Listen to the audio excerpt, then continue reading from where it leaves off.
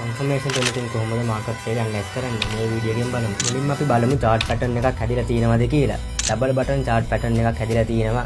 අපි ඇනලයිස් එක ඇඳගෙන ඉමු. එක කන්ෆර්මේෂන් එකක් හරි.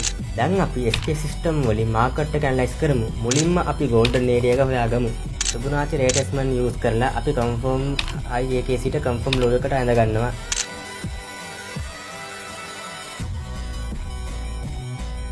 බිඳුවයි 6.6 7 0.5 කියන ඒරියා golden area එකට මාකට් එකට එනකම් බලන් ඉමු.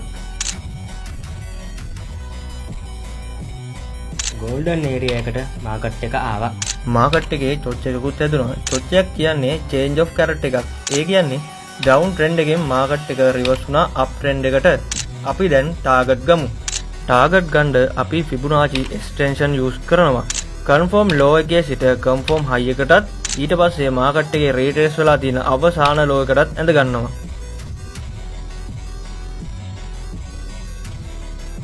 ඔන්න අපි මාකට් එකේ ටාගට් ගත්තා.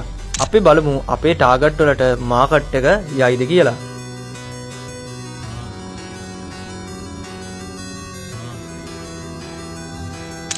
ඉතින් මේ විදිහට ඔයාලටත් ෆ්‍රී ඕනම ටයිම් එකක හරි ලේසියෙන් ඇනලයිස් එකක් ගහලා දවසට රුපියල් 10000කට වඩා ඉන්කම් එකක් ගන්න කැමති නම් කමෙන්ට් සෙක්ෂන් එකේ yes කියලා මැසේජ් එකක් දාගෙන යන්න.